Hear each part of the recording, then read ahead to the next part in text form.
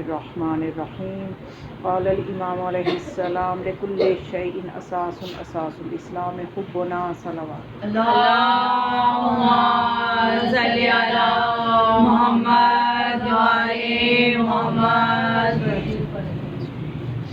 امام علیہ السلام کا فرمانا ہے کہ ہر چیز کی کوئی نہ کوئی بنیاد ہوتی ہے، اساس ہوتی ہے۔ اسلام، دین اسلام کی اساس ہم اہل البیت کی محبت ہے، یعنی تمام کا تمام اسلام جو ہے وہ محبت اہل البیت پہ ٹھہرا ہوا ہے۔ جس دل میں ان کی محبت ہے تو وہ حقیقی اسلام پہ عمل کرے گا، جس دل میں ان ہستیوں کی معرفت اور محبت نہیں ہے تو وہ اس کا اپنا بنایا ہوا اسلام ہو سکتا ہے، حقیقی اسلام نہیں ہو سکتا۔ تو وہ حقیقی اسلام جو پیغمبر اعظم صلی اللہ علیہ وآلہ وسلم اللہم صلی علی محمد وعلی محمد۔ ایک جاگتی ہوئی صلوات پڑھیں اونچی آواز اللہم بیٹا آگے آ جائیں۔ صلی علی محمد وعلی محمد۔ تو وہ کون سی محبت ہے جو ہم سے طلب کی جا رہی ہے؟ وہ محبت کا بھی ہمیں مفہوم پتہ ہونا چاہیے، تو اس سلسلے میں بھی ہماری رہنمائی یقیناً ہر طرف سے ان ہستیوں کی طرف سے ہی ہوگی۔ تو امام حسن مجتبیٰ علیہ السلام نے وضاحت فرمائی کہ وہ کون سی محبت ہے۔ اللہم صلی علی محمد وعلی محمد۔ فرماتے ہیں فلعن اللہ من یتقدم او یقدم علینا احدا، کہ خدا اس پہ لعنت کرے جو کسی کو ہم پہ مقدم کرے یا خود ہم پہ مقدم ہو۔ یعنی جو محبت انہیں چاہیے وہ ایسی چاہیے کہ ساتھ تبرہ بھی ہو، یعنی وہ لوگ جو اپنے آپ کو اہل بیت سے مقدم کرتے ہیں اور محبت کا دعویٰ بھی کرتے ہیں تو اصل میں وہ محبت ہی نہیں ہے، وہ خدا کی لعنت کے مستحق ہیں۔ یعنی واضح پیغام مولا نے دے دیا۔ تو اب ہم نے دیکھنا یہ کہ یہ وہ ہستیاں ہیں کہ جن کی محبت قرآن سے مانگی گئی ہے، لیکن دنیا میں جو ان سے بیعت طلب کرے گا، جو اپنے آپ کو ان سے مقدم کرے گا یا ان کی برابری بھی کرے گا، اس کی بھی ہرگز اسلام سے میں اجازت نہیں ہے، نہ اس کا اسلام سے کوئی تعلق ہے۔ تو امام حسن عسکری علیہ السلام یہ وہ ہستی ہیں، یہ وہ فرزند زہرا ہیں کہ جن کی اطاعت جو ہے وہ قرآن نے فرض کی ہے۔ یعنی آج کا مسلمان یہی کہتا ہے نا کہ ہر چیز ہمیں قرآن سے ثابت کر کے دکھائیں۔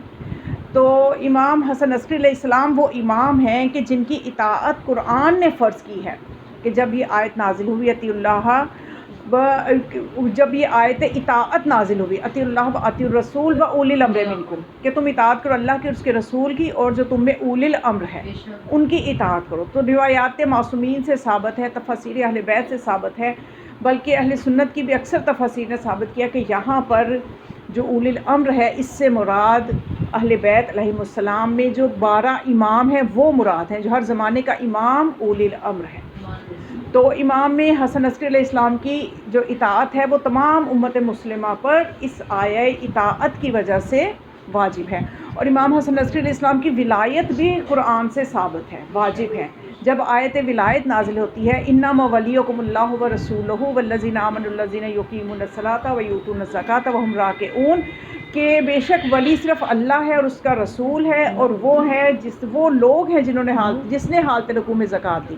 اب دینے والے تو مولا علی ہیں، لیکن صیغہ یہاں پہ جمع کا جو ہے اس کے بارے میں علماء لکھتے ہیں کہ جمع کے صیغے سے مراد اولاد علی میں جو باقی 11 امام ہیں ان کی ولایت بھی اسی آیت سے ثابت ہے۔ صلوات پڑھیں۔ اللہم صلی علی محمد وعلی محمد۔ یعنی امام علیہ السلام کی ولایت بھی قرآن سے ثابت ہے، اطاعت بھی قرآن سے ثابت ہے، اور امام علیہ السلام کی محبت بھی جو مانگی گئی ہے وہ بھی قرآن میں اجر رسالت سے ثابت ہے، جہاں خدا کا فرماتا ہے کہ قل لا اسألکم علیہ اجرا الا المودۃ فی القربى، کہ میرے اہل بیت کی جو مودت ہے وہ تم سب مسلمانوں کے لیے فرض ہے کہ اہل بیت کی مودت کا حق ادا کرو۔ اہل بیت علیہ السلام کی مودت مانگی گئی ہے، تو امام حسن عسکری علیہ السلام بھی اسی حق کے مودت میں جن کے لیے مانگا گیا ہے شامل ہیں۔ تو امام حسن عسکری علیہ السلام کی مودت بھی قرآن سے ثابت ہے۔ جو امام حسن عسکری علیہ السلام پہ ایمان نہ رکھے، جو 11ویں امام کی امامت کا قائل نہ ہو، تو اس کا مطلب قرآن کی ان آیات کا قائل نہیں ہے کہ جس میں خدا اہل بیت کی مودت کو واجب کر کے نص ہے یہ کہ طلب کر رہا ہے کہ تم اہل بیت کی مودت جو ہے تم سے مانگی گئی ہے۔ تو اس طرح سے امام حسن عسکری علیہ السلام کی طہارت بھی قرآن سے ثابت ہے، عصمت بھی قرآن سے ثابت ہے، کیونکہ آج کے مسلمان کو ہر چیز قرآن سے چاہیے۔ بلکہ نہ صرف آج کے مسلمان، ان کے بزرگوں نے بھی یہی کہا تھا، حسبنا کتاب اللہ، ہمارے لیے کتاب خدا کافی ہے، تو کتاب خدا کو ہی کافی سمجھ لیں تو امام کی امامت کے قائل ہو جائیں۔ لیکن افسوس یہ ہے کہ یہ امت جو ہے یہ قرآن کی تعویل بھی اپنی مرضی سے کرتے ہیں اور ترجمے بھی اپنی مرضی سے کرتے ہیں، تو پھر جو تعویل اور تفاسیر اہل البیت نے بتائی ہیں ان کی طرف رجوع جب نہیں کیا جائے گا تو پھر یہی نتیجہ ہوگا کہ دو طرح کے اسلام نظر آئیں گے، ایک وہ اسلام ہوگا جو آل محمد کا دیا ہوا ہوگا، اور ایک وہ اسلام جو مسلمانوں نے خود بنا لیا ہوگا، خود ساختہ اسلام جس کو کہتے ہیں۔ تو امام نے اسلام کی محبت بھی قرآن سے ثابت ہے، امام نے اسلام کی امامت بھی قرآن سے ثابت ہے، طہارت و عصمت بھی قرآن سے ثابت ہے۔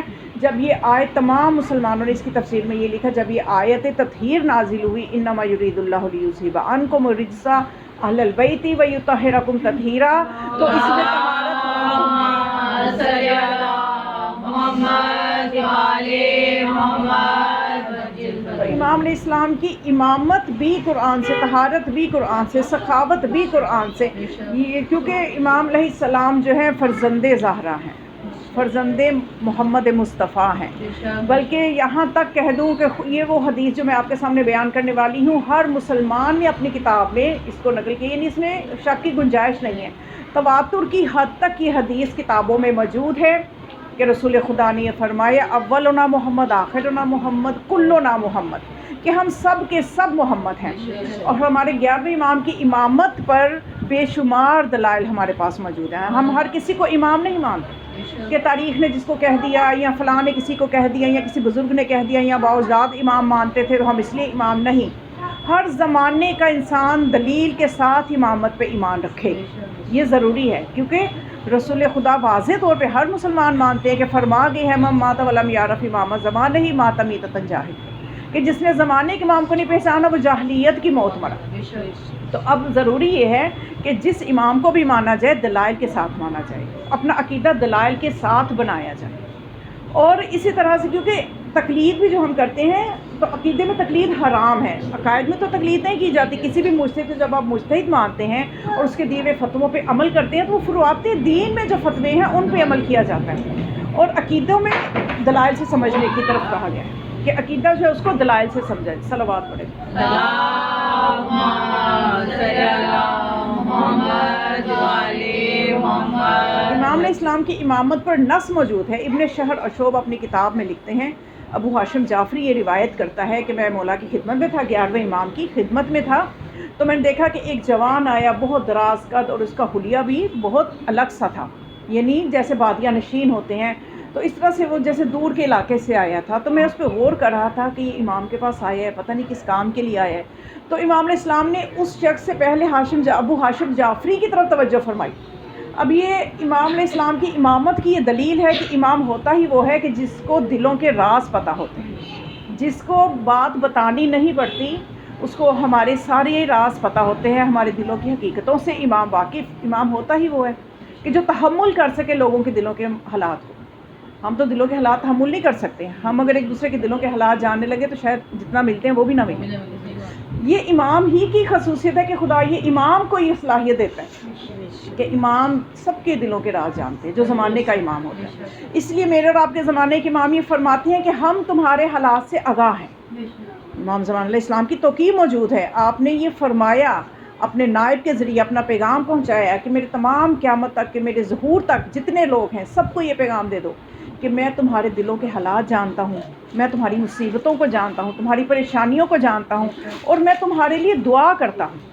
کیونکہ امام علیہ السلام کو نا جب ایک شخص نے توقیع لکھی تھی نا، علی بن سمری غالباً یہ یا کوئی اور امام کے نائب خاص تھے، ان کے ذریعے سے امام کو خط لکھا کہ مولا سے آپ میرا خط لے جائیں، اور مولا اس کے خط کے نیچے لکھا تھا کہ مولا میرے لیے دعا کریں، جیسے ہم ایک دوسرے کو دعا کے لیے کہہ دیتے ہیں، لیکن امام نے اس کے جملے کا جواب یہ دیا کہ اس سے جا کر یہ کہہ دینا کہ اگر ہم تمہارے لیے دعا نہ کرتے تو اس وقت تم کچلے جاتے۔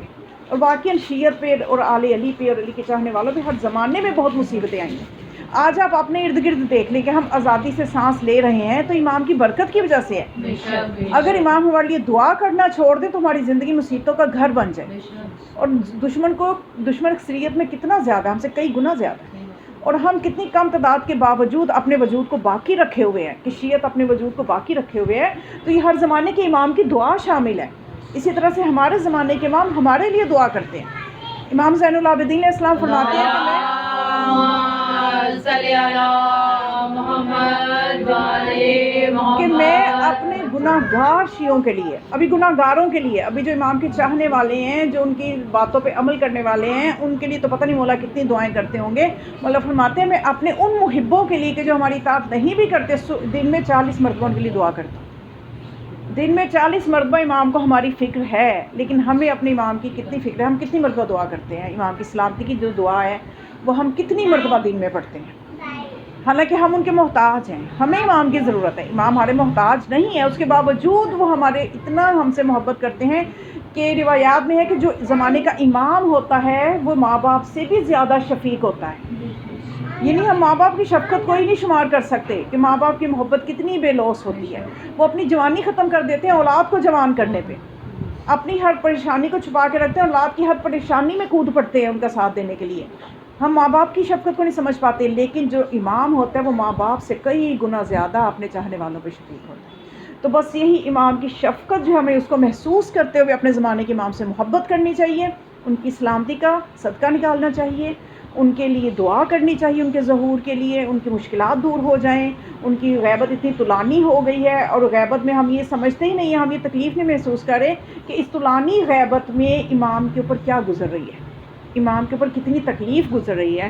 کہ ہم ایک سال عاشورہ مناتے ہیں، 2 مہینے 8 دن تک غم مناتے ہیں. مولا کے اوپر ہم تو صرف سنتے ہیں نا مصائب، مولا کو تو مصائب دکھائے جاتے ہیں، مولا ان مصائب کو دیکھتے ہیں، اور صدیوں سے یہ مصائب دیکھ رہے ہیں، ہر سال دیکھتے ہیں. اور پھر جب ایام عزا ختم ہوتے ہیں تو اس کے بعد بھی مولا جو ہیں وہ مصائب اس کے باوجود گریہ فرماتے رہتے ہیں. اور یہاں تک فرماتے ہیں کہ اے میرے جب آپ پہ یہ ظلم ہوا تھا میں موجود نہیں تھا، لیکن اب میں آپ کے غم میں اتنا روتا ہوں، صبح کو بھی روتا ہوں، شام کو بھی روتا ہوں، اور جب میرے آنسو خشک ہو جاتے ہیں تو میں خون روتا ہوں. یعنی ہم نے تو صرف سوگ بڑھا دینا ہے، یعنی ہم نے الوداع کہہ دینا ہے سوگ کو، اور کل عید زہرا ہے اس کی تیاری میں لگ جانا ہے. لیکن میرے امام کا یہ سوگ بہت لمبا ہے، صدیاں ہو گئی ہیں میرے امام کو روتے ہوئے، اور امام کا ظہور کیوں نہیں ہو رہا؟ یہ ہم لوگوں کی کوتاہی، ہماری غفلتیں ہیں کہ جس کی وجہ سے، کیونکہ ہم معرفت ہی نہیں رکھتے. جیسے 11 آئے تھے ان کی معرفت نہیں تھی، لوگوں نے ان کو شہید کر دیا، اس طرح اگر معرفت کے بغیر اللہ ان کو بھی بھیج دے گا تو ان کو بھی بغیر اپنا وہ انقلاب لائے ان کو بھی مار دیا جائے گا. تو اس لیے آمادگی ضروری ہے کہ جب تک وہ لشکر نہیں بنے گا، اب کے جو 12واں آئے گا یہ لشکر کے بغیر نہیں آئے گا. پہلے جو 11 اللہ نے بھیجے ان کو لوگوں نے رہنے نہیں دیا، اور وہ الہی مقصد، وہ الہی نظام، وہ اسلام اس لیے نافذ نہ ہو سکا کہ لشکر نہیں تھے. اب جو 12واں آئے گا تو اللہ تبھی بھیجے گا جب لشکر ہوگا، تاکہ وہ الہی نظام قائم ہو سکے. امام زمان علیہ السلام کی سلامتی کے لیے صلوات پڑھیں. اللہم صلی علی محمد والے محمد. تو میں عرض کر رہی تھی کہ ابن شہر اور شعبہ امام ہمارے 11ویں امام کی امامت کے لیے ہمیں دلائل پتہ ہونے چاہیے، تبھی تو ہمارا امام زمانہ کے لیے جو دلیل ہے وہ ہمیں ملے گی.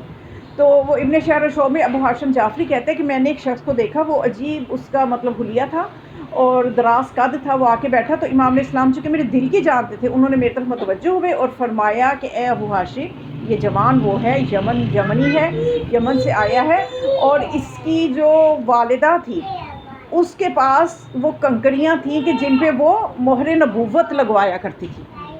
ہر امام کے پاس جا کے مہر نبوت لگایا کرتی تھی. اب جب وہ غالباً 5ویں امام تک اس نے مہر نبوت لگوائی، اس کے بعد اس کا انتقال ہو گیا. اس کے بعد سے اس کی اولاد جو ہے اس کے پاس وراثت میں وہ کنکریاں آئی ہیں، اور اب یہ میری امامت کے ثبوت کے لیے وہ میرے پاس پتھر لے کے آیا ہے کہ میں اس پہ اپنا مہر امامت لگاؤں.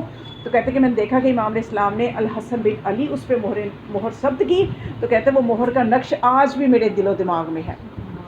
تو امام علیہ السلام کی امامت جو ہے یہ نص سے ثابت ہے، کیونکہ رسول خدا فرما گئے تھے کہ میرے بعد میرے جانشین 12 ہوں گے. سب نے اس روایت کو نقل کیا، اہل سنت نے بھی اپنی کتابوں میں نقل کیا. اور آپ نے یہ بھی فرمایا تھا سب کے سب قریش سے ہوں گے، یعنی وہ سب کے سب اولاد زہرا ہوں گے، اولاد علی ہوں گے. اب 12 کی تعداد تو سب نے سنی قریش سے ہوں گے، 12 ہوں گے. اب جو دوسرے مسلک میں ہمارے مسلمان ہیں، اہل سنت ہیں، وہ بھی 12 کی تعداد پوری کرنے پہ لگے ہوئے ہیں، لیکن ان سے یہ تعداد پوری نہیں ہوتی. اس لیے پوری نہیں ہوتی کہ وہ خلفائے راشدہ اگر گنتے ہیں تو وہ 4 تک خلفائے راشدہ گنتے ہیں، تو آگے 5واں انہیں امام ماننا پڑتا ہے یزید. تو پھر ایک گروہ اٹھ کے کہتے ہیں نہیں جی یزید تو امام نہیں ہے، اس کو نکالو. پھر کہتے ہیں اگر یزید کو نکالو تو پھر معاویہ کو بھی نکالو، اس کے باپ کو بھی نکالو. یہ نہیں ان کی اس طرح کی بحث ہے کہ ان سے وہ 12 پورے ہی نہیں ہو رہے. اور یہ جو پوری تعداد ملتی ہے وہ خاص طور پہ صرف اور صرف مکتب تشیع میں ملتی ہے، جو علی سے شروع ہوتے ہیں امام مہدی تک 12 کی تعداد پوری ہوتی ہے۔ تو اب جو خلیفہ تھے بنی امیہ کے، بنی عباس کے جو خلیفہ تھے، تو امام حسن نصفی علیہ السلام کا دور ایسا تھا کہ انہوں نے ظاہر ہے کہ سن رکھا تھا، ہر خلیفہ جو تھا بنی امیہ کا اور بنی عباس کا سنتا آیا کہ 12واں جو ہوگا وہ ایسا ہوگا کہ اسلامی انقلاب لائے گا اور ظلم کا خاتمہ کرے گا۔ اب یہ جو بنو امیہ اور بنو عباس کے خلفاء تھے، انہیں پتہ تھا کہ اگر وہ 12واں آ گیا تو سب سے بڑے ظالم تو ہم ہی ہیں۔ سادات کو قتل کروا دیا، جس نے علی کا نام رکھا اس بچے کو زندہ نہیں رہنے دیا، اور اس طرح سے ظلم تاریخ میں کیا کہ سادات کو اتنا اولاد سیدہ کو قتل کر کر کے عمارتیں تعمیر کر لی، ان کے خون سے گاڑا بنا کے دیواریں کھڑی کر لی۔ تو انہیں پتا تھا کہ اب یہ 12واں اگر آ گیا تو سب سے پہلے کم بختی ہماری آئے گی، 12ویں کو آنے ہی نہ دو۔ اب انہیں یہ تو یقین تھا کہ رسول کی حدیث ہے، جھٹلائی نہیں جا سکتی، لیکن انہوں نے اپنا پورا زور لگایا کہ خاص طور پہ جب امام حسن عسکری کا دور آیا تو انہوں نے امام کو زیادہ تر اپنی نگرانی میں رکھا کہ مدینہ سے امام کو سامرا بلا لی، کیونکہ سامرا چھاؤنی تھی، ان کا دارالخلافہ تھا بنی عباس کا۔ تو معتمد نے یہ کیا کہ امام کو، ہمارے 11ویں امام کو زیادہ تر قید میں ہی رہے ہیں، یعنی سمجھ لیجیے کہ انہوں نے اپنی زندگی کا 70% حصہ قید میں گزارا ہے۔ لیکن وہی بات کہ خدا قرآن میں فرماتا ہے یہ نور خدا کو بجھانا چاہتے ہیں اپنی پھونکوں سے، خدا اپنے نور کو تمام کر کے رہے گا چاہے یہ ناپسند کریں۔ تو چاہے انہوں نے قید میں ہی رکھا، لیکن اسباب ایسے بنے کہ وہ اس خدا کو دیکھیے کہ جس نے موسیٰ کے گھر میں فرعون کی پرورش کی، حالانکہ اس فرعون نے 70,000 بنی اسرائیل کے بچے قتل کروائے تھے کہ وہ موسیٰ نہ دنیا میں آنے پائے، وہ موسیٰ وہ بچہ نہ، کیونکہ نجومیوں نے کہہ دیا تھا کہ بچہ آئے گا تیرا تختہ الٹ دے گا۔ اب فرعون نے کہا، قرآن میں موجود ہے کہ 70,000 کی تعداد قرآن نے بتائی کہ اتنے بچے بنی اسرائیل کے موسیٰ نے قتل کروائے کہ وہ بچہ آنے نہ پائے، لیکن خدا کی قدرت دیکھی کہ وہی بچہ گھر میں خود پال رہا ہے۔ تو اب اس خدا کے لیے کیا مشکل ہے کہ اپنے 12ویں کو بھیج دے۔ حالات اس طرح کے بن گئے کہ اس زمانے میں ایک عیسائی تھا، وہ جب بھی بارش کے لیے ہاتھ بلند کرتا تھا، قحط سالی ہوتی تھی تو اس کے ہاتھ اٹھاتے ہی بارش ہونا شروع ہو جاتی تھی۔ تو اب لوگ جو تھے وہ سمجھ لگے عیسائیت بہت اچھا دین ہے۔ اب ہمارے یہاں پہ اتنا تھوڑا سا کوئی کرامت دکھاتا ہے، کوئی جادوگری بھی دکھاتا ہے تو اس کے پیچھے لگ جاتے ہیں، بس یہ حق پہ ہے، یہ جو کہہ رہے ہیں یہی ٹھیک ہے، حالانکہ اس کے پیچھے جو حقیقت ہے وہ کوئی جاننے کی کوشش نہیں کرتا گہرائی میں، بس ذرا سا سنا اچھا فلاں جگہ ایسے معجزہ ہو گیا۔ معجزے کا اتنا عظیم لفظ ہے، معجزہ صرف نبی دکھا سکتا ہے یا امام دکھا سکتا ہے، اس کے علاوہ کوئی معجزہ نہیں دکھا سکتا۔ لیکن ہمارے یہاں پہ معجزے کا نام، ایک تو آج کل میں بہت زیادہ دیکھ رہی ہوں جو ہو رہا ہے نا، تابوت کے اوپر یا علم کے اوپر روز یہ خون جاری ہونا لگ گیا۔ اب حالانکہ جو حرم حسین علیہ السلام میں آپ دیکھیں جا کے وہاں پہ یہ حقیقت سمجھ میں آتی ہے کہ کوئی بات سمجھ میں آتی ہے، لیکن یہاں پہ ہر دوسرے گھر میں یہ کام ہونے لگ گیا، پتہ نہیں کیا معاملات ہیں۔ بہرحال معجزہ اور ویسے کوئی نقلی پیر ہو جو کہ چاہے اہل بیت کا قائل بھی نہ ہو، لیکن وہ آپ کو تھوڑا سا کوئی کرامت، کوئی کرشمہ دکھائے گا تو کہیں گے بس یہ برحق ہے۔ تو اسی طرح سے وہ عیسائی جب بھی ہاتھ اٹھاتا تھا بارش ہو جاتی تھی، لوگ عیسائیت کی طرف جانا شروع۔ اب وہ جو تھا عباسی خلیفہ پریشان ہے کہ اب اس مسئلے کا کیا حل نکالا جائے، تو وہی پھر جب ہمیشہ مشکل اسلام پہ آئے تو وارث اسلام ہی کام آئے، تو پھر اس نے امام حسن عسکری علیہ السلام سے یہ ذکر کیا کہ ان کو بلایا قید خانے سے کہ آپ آ کے دیکھیے آپ کے جد کا پڑھایا ہوا کلمہ لوگ بھول گئے ہیں اور یہ عیسائیت کو اس معجزہ سمجھ کے تسلیم کر رہے ہیں۔ تو آپ نے اس عیسائی سے یہ کہا کہ تمہارے ہاتھ میں جو ہڈی ہے یہ مجھے دے دو۔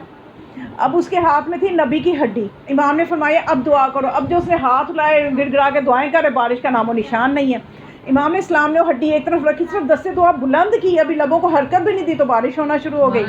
تو لوگوں نے جب امام نے اسلام کی ایک معجزہ دیکھا تو انہیں سمجھ گئی کہ عام بندہ نہیں ہے۔ پھر آپ نے بتایا کہ یہ جو بارش تھی یہ نبی کی ہڈی کی برکت سے ہو رہی تھی، کہ نبی کی ہڈی کی برکت جب اتنی ہوتی ہے کہ جب آسمان کے نیچے وہ آ جاتی ہے تو جو دعا مانگو قبول ہوتی ہے۔ تو اب لوگوں نے سمجھ گئے کہ یہ حقیقی وارث رسول ہے۔ پھر لوگ اس کے پیچھے پڑ گئے، معتمد کے پیچھے پڑ گئے کہ اتنی عظیم ہستی تم نے قید میں رکھا ہوا ہے۔ لوگوں نے احتجاج کرنا شروع کر دیے۔ اب اس سے مجبوراً کچھ دنوں کے لیے امام علیہ السلام کو گھر بھیجنا پڑا۔ جب امام علیہ السلام گھر تشریف لے گئے تو پھر اسباب ہوئے امام مہدی علیہ السلام کے آنے کے۔ اب اس کے بعد امام علیہ السلام کو دوبارہ پھر قید کر لیا گیا، اور وہ قید خانہ کس طرح کا ہوتا تھا؟ بہت ہی تنگ و تاریک قید خانہ ہوتا تھا۔ تو اتنے حالات سخت تھے کہ امام حسن عسکری علیہ السلام کے حالات کو ذرا آپ محسوس کیجیے۔ ہم باقی ائمہ کا سنتے رہتے ہیں، ان کی زندگیاں ذرا ہم کم سنتے ہیں، ہمیں ان کی مشکلات کا پتہ ہونا چاہیے۔ اتنا سخت دور تھا کہ پہلے جو امام تھے ان کے آتے آتے ان کے زمانے کے جو حکمران تھے ان نے یہ تسلی تھی کہ ابھی 12ویں نے آ کے حکومت الٹنی ہے، ابھی تو یہ 8واں ہے یا 7واں ہے، تو اتنے حالات سخت اس طرح سے نہیں ہوتے تھے، لیکن جب یہ 11ویں امام آ گئے نا تو پھر حکومت کی سختیاں حکومت کی طرف سے زیادہ ہو گئیں کہ اب تو 12واں ہی آئے گا، اس لیے زیادہ سختی امام حسن ہمارے 11ویں امام پہ زیادہ اس لیے سختی تھی کہ اب ان کے گھر فرزند پیدا نہ ہونے پائے۔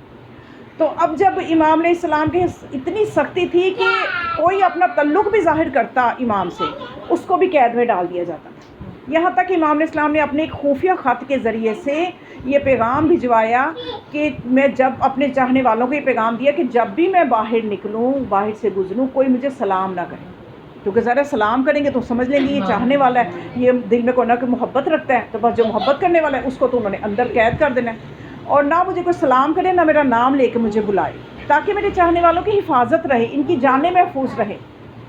یہاں تک سخت دور تھا کہ ہر وقت امام اگر گھر میں نہیں بھی ہیں، قید خانے میں، پھر بھی گھر کا پہرا تھا کہ ان کے گھر سے کن کن لوگوں کے تعلقات ہیں، کون کون ادھر آتا ہے، کون، اور کچھ جاسوس گھر کے اندر بٹھائے ہوئے تھے، کنیزوں کی صورت میں کچھ جاسوس عورتیں تھیں اور غلاموں کی صورت میں کچھ جاسوس تھے جو ہر وقت کی خبر خلیفہ کو کر رہے ہیں۔ اس طرح کے حالات میں ہمارے معصومین نے زندگیاں گزاری، اور لیکن اس طرح کے حالات کے باوجود بھی اپنے مقصد امامت کو کمال تک پورا کیا، اتنے سخت حالات میں۔ یعنی ہمیں یہ ہوتا ہے نا کہ کوئی کام کر رہے ہوتے ہیں، تھوڑی سی مشکل آئی، ہم کہتے ہیں ہم تو کر ہی نہیں سکتے، بس یہ ہماری اتنی ہمت نہیں ہے، ہم نہیں، ہتھیار ڈال دیتے ہیں، لیکن مولا نے ان حالات میں بھی قید خانے میں رہتے ہوئے خفیہ خطوط اپنے چاہنے والوں کو اور مسلمانوں کو بھیجا کرتے تھے، اور ان خطوط میں بتایا کرتے تھے کہ جو مال خمس ہے اس کو کس طرح سے کن کن لوگوں تک پہنچانا ہے۔ قید میں رہتے ہوئے بھی غریبوں کی فکر تھی کہ ان تک خمس پہنچ جائے، اور سسٹم جو ہے، اور ساتھ میں زیادہ امام قید میں اس لیے بھی رہے کہ آنے والے زمانے کے جو لوگ ہیں وہ غیبت کے عادی ہو جائیں، کہ انہیں پتہ چلے جب امام سامنے نہیں بھی ہوتا تو تب بھی اپنے عقیدوں کو کیسے باقی رکھنا ہے۔ یہ غیبت کی تیاری ہو رہی ہے کہ امام کم عرصہ لوگوں کے سامنے رہے ہیں، تاکہ آنے والے زمانے کا جو سامنا ہوگا وہ غیبت کا ہوگا، امام تو درمیان میں نہیں رہیں گے، تو پھر لوگوں کو پتہ چلے کہ ہم نے اپنے عقیدے کو نہیں چھوڑنا۔ تو اس طرح سے یعنی وہاں پہ اپنے امامت کے فریضے کو امام نے قید میں رہتے ہوئے بھی ادا کیا ہے۔ یہاں تک کہ ایک شخص تھا اس زمانے میں، اس کا نام تھا اسحاق کندی، اس نے کیا کیا کہ اس نے کہا کہ قرآن جو ہے، ظاہر ہے قرآن کے ساتھ رسول خدا نے تو فرمایا کہ میں قرآن اور اہل بیت چھوڑ کے جا رہا ہوں، لیکن لوگوں نے جب اہل بیت کو چھوڑ کے صرف قرآن کو اپنی عقلوں پہ پرکھنا شروع کیا، تو وہ کہتے ہیں نا کہ ایسا علم جو اہل بیت کے نور ولایت کے بغیر ہوگا وہ خطرناک ہوگا۔ اب وہ عالم تو تھا، کتابیں تو اس نے مطالعہ کی تھی، اس نے کیا کیا، اس نے کہا قرآن جو کہتا ہے، خدا کہتا ہے قرآن میں وَلَوْ مِنْ عِنْدِ غَيْرِ اللَّهِ لَوَجَدُوا فِيهِ اخْتِلَافًا كَثِيرًا، کہ اگر یہ قرآن خدا کے علاوہ کسی اور کی طرف سے ہوتا تو تم اس میں بہت اختلاف پاتے، لیکن یہ قرآن جو ہے اس میں اختلاف نہیں ہے، تو اس کا مطلب یہ ایک ہی ہستی خدا کا بھیجا ہوا کلام ہے۔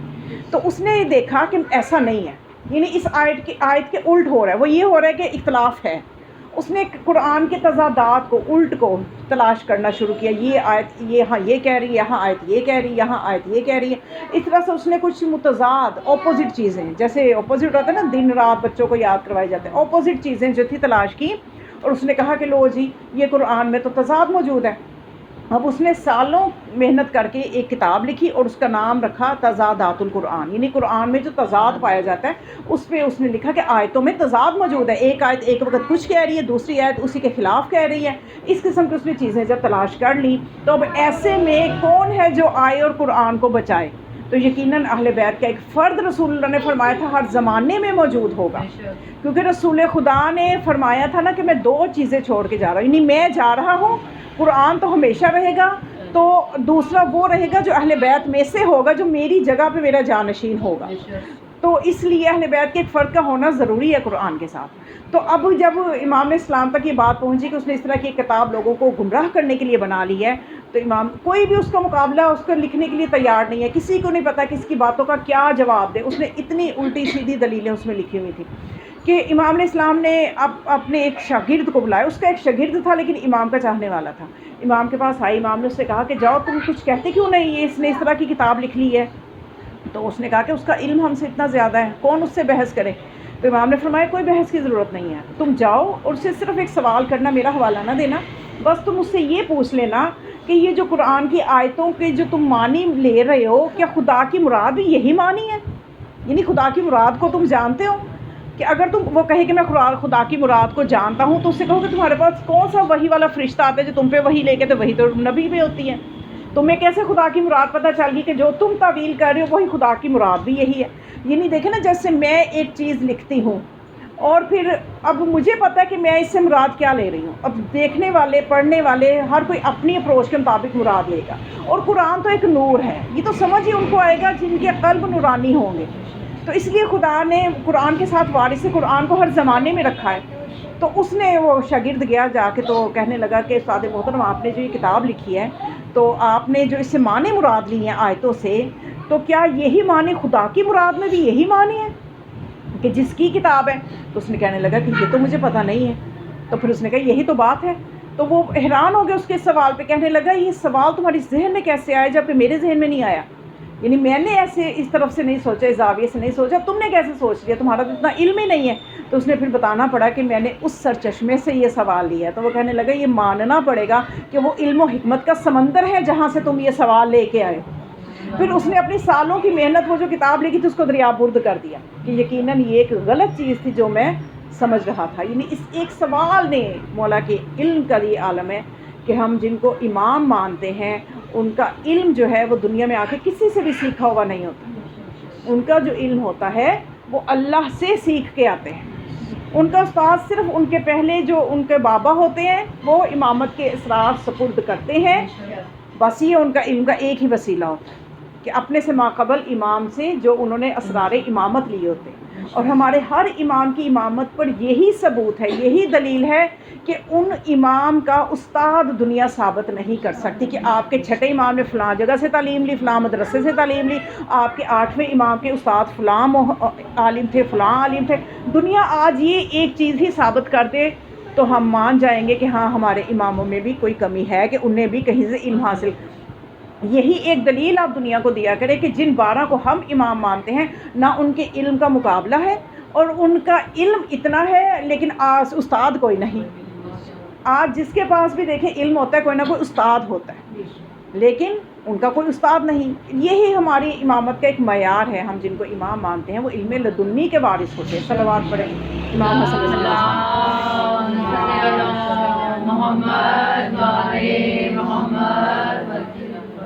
اور دوسرا جن کو ہم امام مانتے ہیں، ہم ہر کسی کو امام نہیں مانتے، اس لیے 12 کو امام مانا ہے، اور 12 کو بھی ایک معیار ہے کہ جو امام ہوتا ہے وہ معجز نما ہوتا ہے، اسے چیزیں بتانا نہیں پڑتی۔ ایک جگہ کچھ لوگ بیٹھے ہوئے تھے، امامت پہ بحث ہو رہی تھی، وہ مخالف فرقے کے تھے، ایک طرف مکتبہ تشیع کا تھا اور ایک طرف دوسرا تھا۔ تو وہ یہ خط لکھ رہا تھا اپنے امام کو، امام حسن عصری علیہ السلام خط لکھ رہا تھا۔ اس نے کہا تم کیا خط لکھتے ہو؟ یعنی وہ کیا تمہاری مشکلات دور کرتے ہیں؟ انہیں ہر چیز کو تم بتاتے ہو اور تمہاری مشکلات کو وہ دور کرتے ہیں، تو کیا وہ میری مشکل کو بھی دور کریں گے؟ تو اس نے کہا یقیناً دور کریں گے، تمہاری مشکل کو بھی دور کریں گے، وہ تو سب کے لیے رحمت بن کے آئے ہیں، رحمت للعالمین کے وارث ہیں۔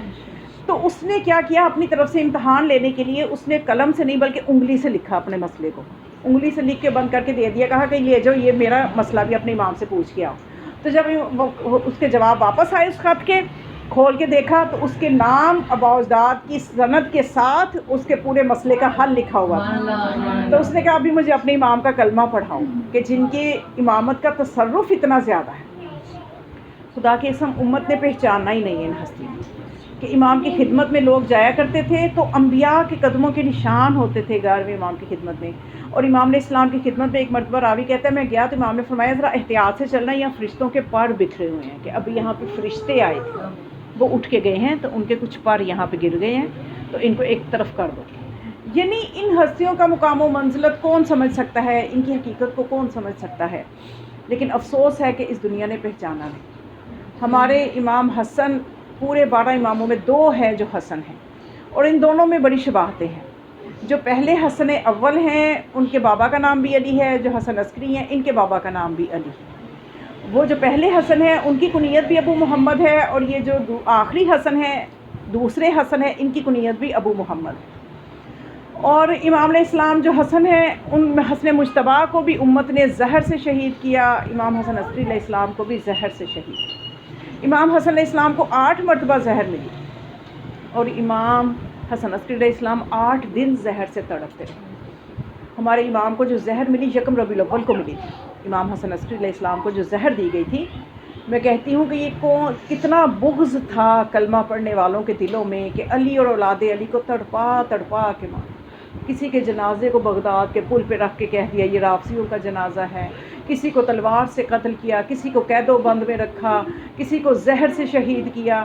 یعنی اتنا یہ اجر رسالت ہے کیا یہ جو امت نے ادا کیا؟ کیا یہ اجر رسالت رسول اللہ نے مانگا تھا کہ میری اولاد کے ساتھ ایسا سلوک کرنا کہ جو دشمنوں کے ساتھ بھی نہیں کیا جاتا؟ انہوں نے اولاد رسول کے ساتھ وہ سلوک کیا کہ میرے اور آپ کے 11ویں امام 8 دن تک زہر سے تڑپتے رہے، کہ امام علیہ السلام کے پاس جب اس ملعون معتمد نے کھانا بھجوایا اس کھانے میں زہر تھا، اور یہ ساتھ اس نے یہ کہہ کے بھیجا تھا کہ جب تم اس کو حسن کی خدمت میں لے کے جاؤ تو یہ کھلا کے آنا۔